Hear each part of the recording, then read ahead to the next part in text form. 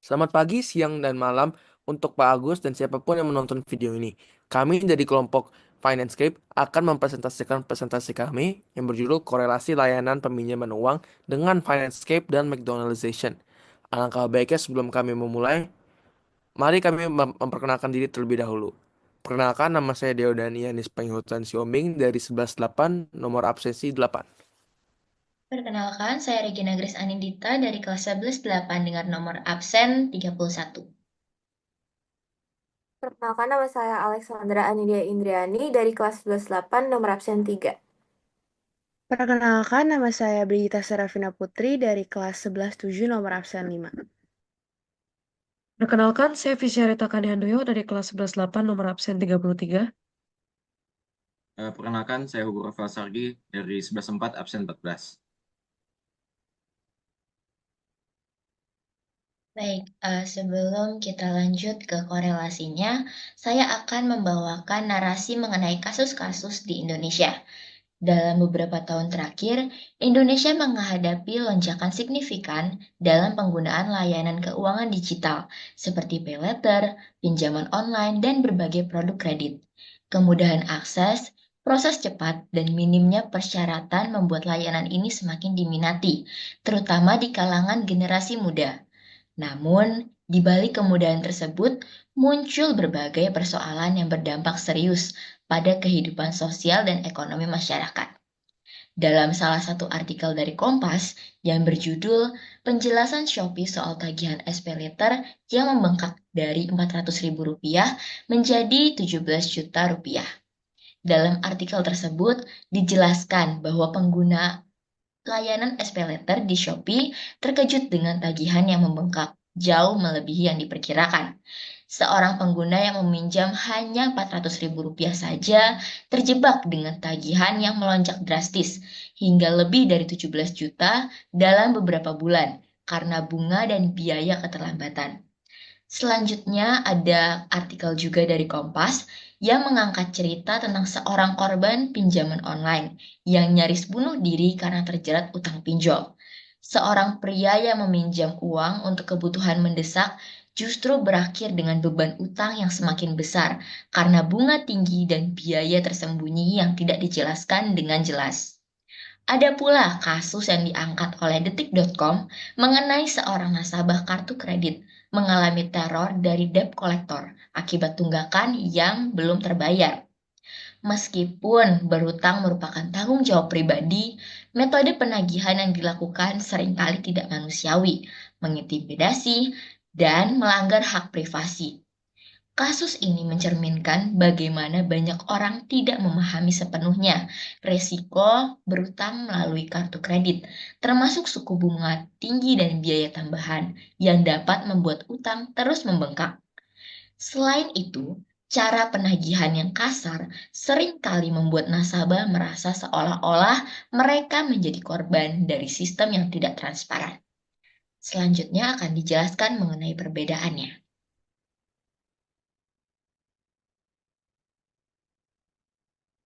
Yang pertama ada kartu kredit.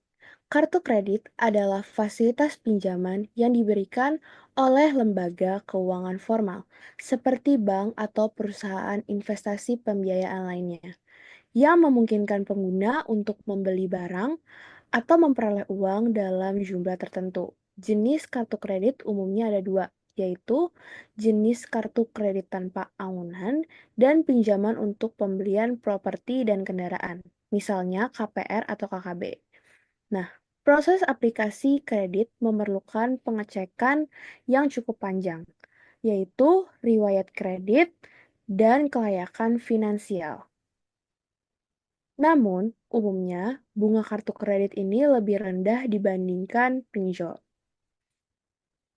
Selanjutnya, ada pinjol atau pinjaman online. Pinjaman online ini adalah pinjaman yang memberikan pelayanan secara praktis yang diberikan melalui online ataupun secara aplikasi maupun secara platform fintech.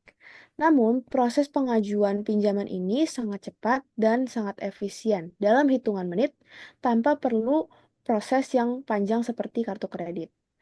Meskipun memberikan kemudahan akses, pinjaman online ini seringkali memiliki resiko dan bunga yang sangat tinggi. Resiko seperti tagihan yang diteror setiap harinya dan bunga yang berlapis. Selanjutnya, ada pay later. Pay later adalah layanan yang memungkinkan pengguna untuk membeli barang dengan cara menunda pembayaran hingga periode tertentu. Biasanya pembayaran ini dilakukan dalam bentuk cicilan tanpa bunga untuk jangka waktu tertentu, misalnya 30-90 hari. Namun beberapa layanan juga memberikan waktu yang lebih panjang. Layanan ini sering kita temukan di dalam e-commerce seperti ShopeePay, Kredivo, atau Akulaku. Namun, keuntungan utama dari paylater ini adalah fleksibilitas dan kenyamanan pembayarannya dibandingkan kartu kredit dan pinjol.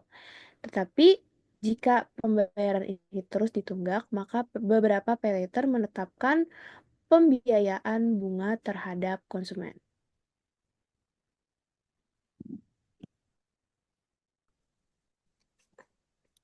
Selanjutnya, saya dan teman saya Kania akan menjelaskan mengenai design thinking yang ditemukan berdasarkan perspektif perusahaan Shopee.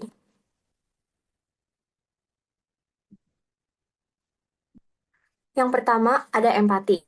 Kami melihat bahwa Shopee melihat konsumen membutuhkan layanan pembayaran yang mudah dan praktis, serta menawarkan berbagai keuntungan seperti diskon, voucher promo, cashback, dan cicilan.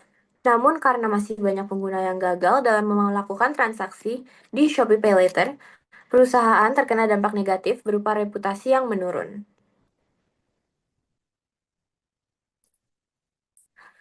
Dalam empati ini, kami juga menemukan bahwa ada pula SWOT yang bisa dianalisis, dimulai dari S yaitu strength. Shopee Pay Later merupakan suatu fasilitas yang mudah untuk dipakai karena pengguna bisa belanja sekarang, bayar nanti tanpa perlu kartu kredit. Prosesnya itu cepat dan ini membantu penjual dan pembeli untuk merasa tertarik pada opsi cicilan di Shopee Pay Later. Lalu di bagian W atau weakness, kita menemukan bahwa biaya dan denda yang diberikan kurang jelas sehingga banyak pengguna yang kaget karena tagihan mereka tiba-tiba membengkak. Yang kedua, kurang paham tentang keuangan. Banyak yang pakai tanpa tahu bunga atau denda keterlambatan yang bisa terjadi. Lalu yang ketiga, ada terjebak di satu pilihan, di mana pengguna jadi bergantung pada Shopee, tidak banyak opsi pembayaran lain. Lalu pada O, kita dapat menemukan opportunities yang datang dari Shopee Pay Later ini. Yang pertama, pengembangan produk ramah konsumen, di mana fitur pembatasan utang, kalkulator bunga transparan, atau skema cicilan fleksibel bisa diciptakan. Yang kedua, kolaborasi dengan pemerintah. Program edukasi literasi keuangan atau integrasi dengan kebijakan inklusi keuangan bisa diterapkan dengan kolaborasi bersama pemerintah. Yang ketiga, Shopee Pay Later membantu orang tanpa kartu kredit karena ini bisa menjadi solusi bagi yang belum punya akses ke bank sebab proses transaksinya tidak memerlukan kartu kredit. Lalu ke bagian T yang terakhir pada SWOT yaitu threats. Kita menemukan bahwa regulasi ketat berlaku. OJK berencana membatasi bunga pinjol dan menerapkan sanksi tegas untuk pelanggaran. Yang kedua, belanja berlebihan. Karena Shopee Pay Later ini sangat gampang untuk melakukan transaksi, orang jadi mudah tergoda belanja lebih dari apa yang dimampu. Yang ketiga, utang pembeli bisa menumpuk. Kalau pengguna telat bayar, bunga dan denda bisa membuat utang semakin besar.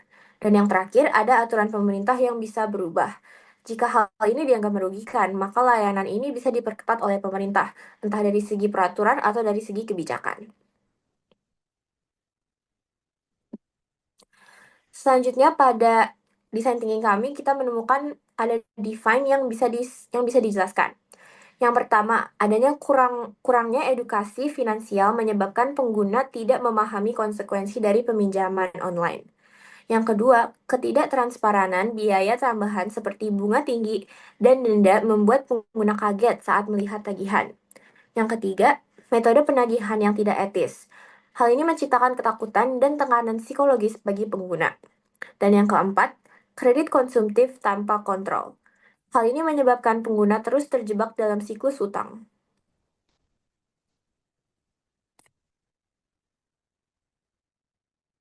Setelah mengidentifikasi masalah-masalah pada tahap define, pada tahap ideate, kami akhirnya menemukan beberapa solusi yang kami anggap mampu mengatasi isu dan ataupun mengurangi dampak-dampak negatif dari isu-isu tersebut.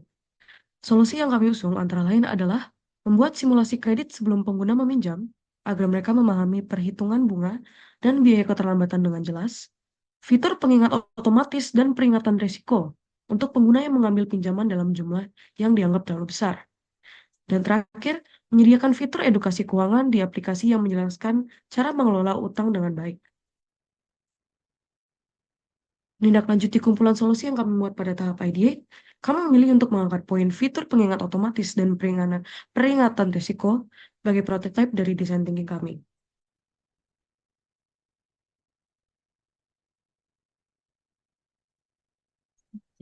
Adalah korelasi dengan Financescapes. Yang pertama adalah aksesibilitas layanan keuangan digital sebagai bagian dari arus keuangan global.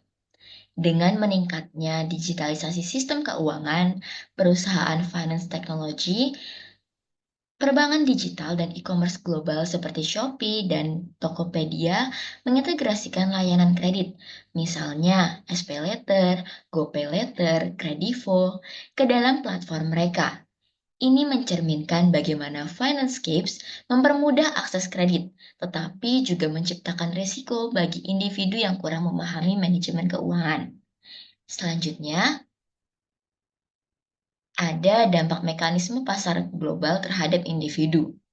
Kasus-kasus di atas menunjukkan bagaimana individu dapat terjerat dalam arus keuangan yang lebih besar yang dikendalikan oleh algoritma penentuan bunga, penalti, dan sistem pinjaman berbunga tinggi.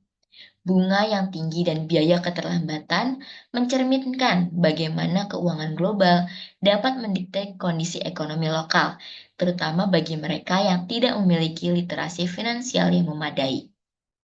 Lalu selanjutnya ada pun konsekuensi sosial dan psikologis dari arus keuangan digital. Korban yang hampir bunuh diri akibat utang pinjol mencerminkan dampak negatif Financescapes terhadap kesejahteraan mental masyarakat. Sistem keuangan digital yang cepat dan agresif dapat menciptakan tekanan besar bagi individu, terutama mereka yang kesulitan membayar cicilan dan terkena teror dari debt collector.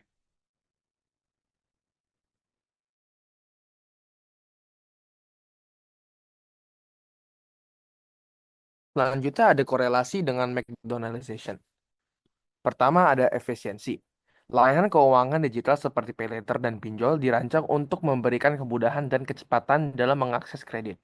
Tanpa prosedur panjang seperti yang ada di bank konvensional. Pengguna cukup melakukan beberapa klik di aplikasi dan pinjaman langsung cair.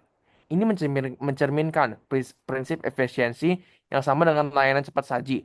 Dampak negatifnya adalah efisiensi ini mengabaikan pengecekan riwayat kredit pengguna, menyebabkan risiko utang tak terkendali. Selanjutnya ada kalkulabilitas. McDonaldization menekankan pada kuantitas dibandingkan kualitas. Dalam konteks ini, layanan keuangan digital cenderung mendorong transaksi sebanyak mungkin daripada memastikan apakah pengguna benar-benar mampu membayar. Misalnya, platform paylater dan pinjol sering memberikan limit tinggi tanpa mempertimbangkan kapasitas finansial pengguna. Akibatnya, pengguna bisa terjebak dalam utang yang semakin besar karena bunga dan denda yang menumpuk. Selanjutnya akan dijelaskan oleh rekan saya Hugo. Silakan Hugo. Baik, terima kasih Deodan atas menjelaskan efisiensi dan kalkulabilitas.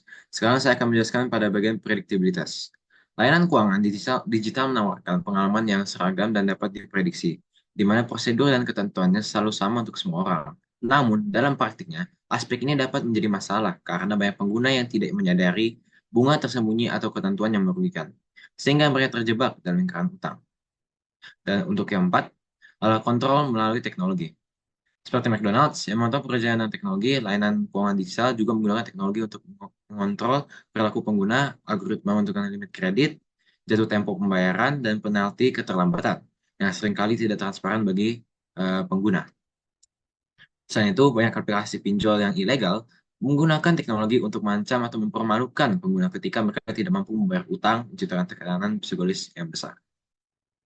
Sekian, terima kasih atas memperhatikan prestasi tersebut. Kami ucapkan terima kasih.